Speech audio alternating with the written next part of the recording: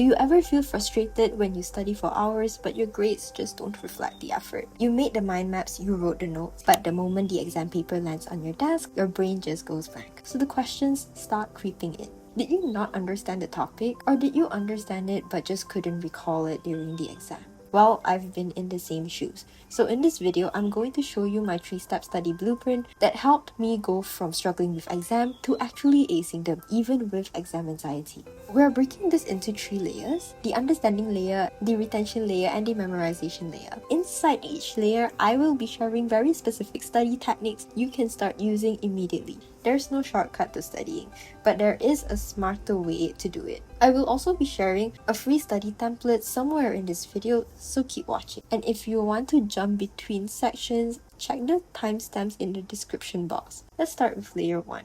Understanding. If you are in school or university, the first thing you should do is look through your syllabus list.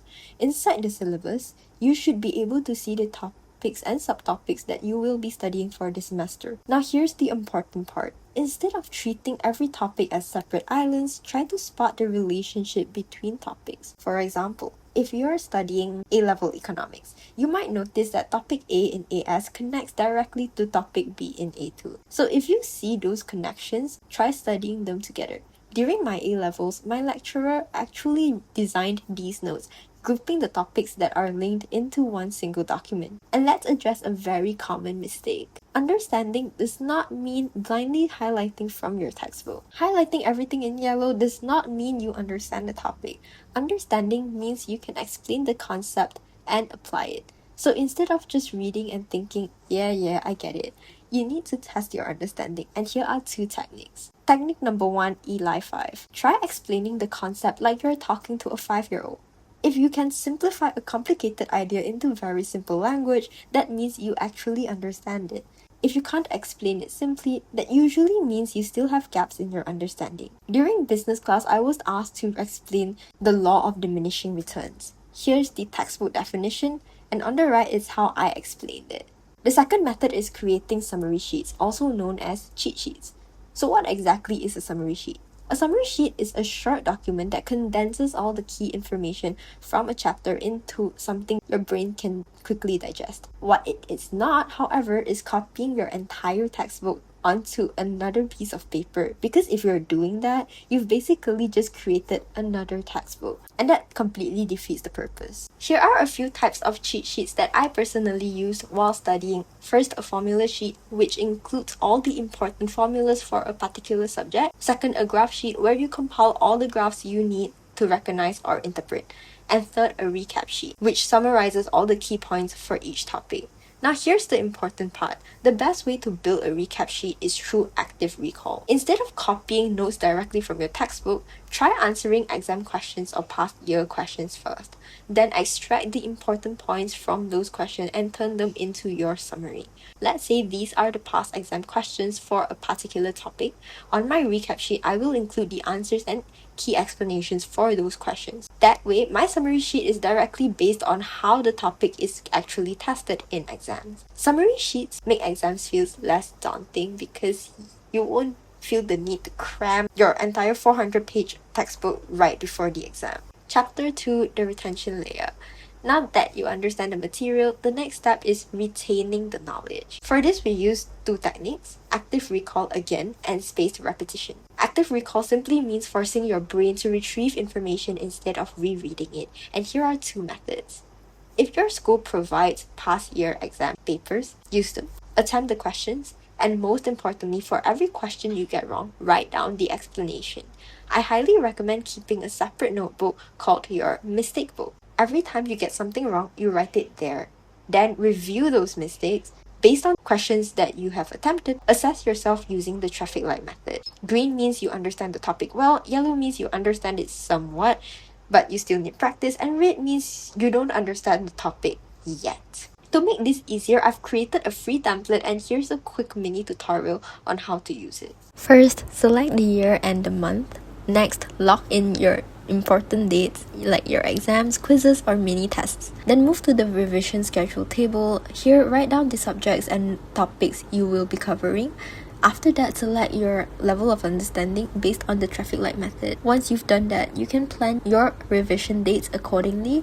On the right side, you will see a calendar view that automatically displays all your exam dates and revision topics, so you can clearly see what you need to focus on each day. If you would like to use this template, just follow the steps below to get your hands on it. The second technique is called blurting.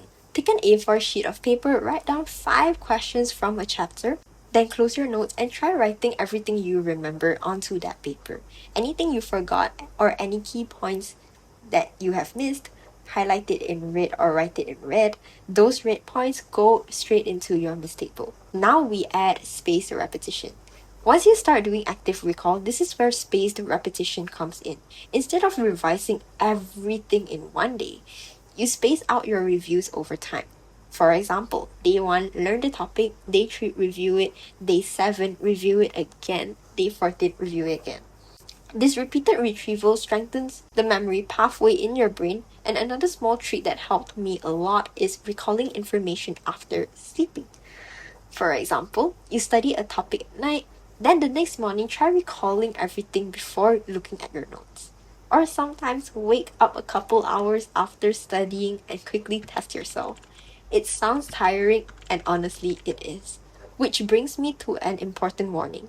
When you first start using active recall and spaced repetition, you might feel extremely tired. Your brain is working much harder than when you're just passively rereading your notes. So it's normal if you feel sleepy or if your study hours become shorter but more intense. It's very, very normal. Active recall uses a lot of brain energy, like a lot. If this video has been helpful so far, consider subscribing. Next, the memorization layer.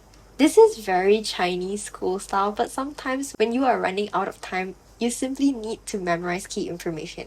I don't encourage memorizing everything, I really don't. But during exam season, sometimes you need to prioritize what is most likely to be tested.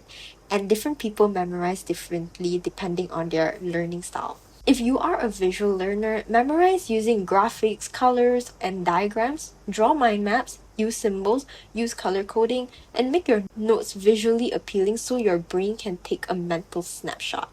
During exams, you may actually remember the image of the diagram in your head. If you are an auditory learner, convert information into spoken explanations.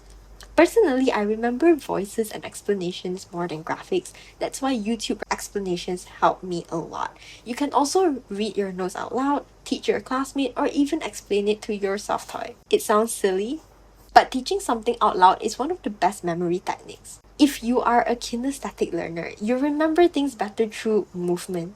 So you can try walking while reviewing notes, doing quick workouts between study sessions, and combining it with blurting exercises. Movement actually helps stimulate your memory for some people. One final tip, you should study consistently and only cram when necessary. Cramming should not be your main strategy. Ideally, cramming should only make up about 5 to 10% of your studying. Because if you already understand, remember, and review the material properly, you won't need to panic the night before your exam. So remember, studying effectively isn't about studying longer, it's about studying smarter. If the video helped you, don't forget to like and subscribe. Good luck with your exams, and I will see you in the next video. Bye bye!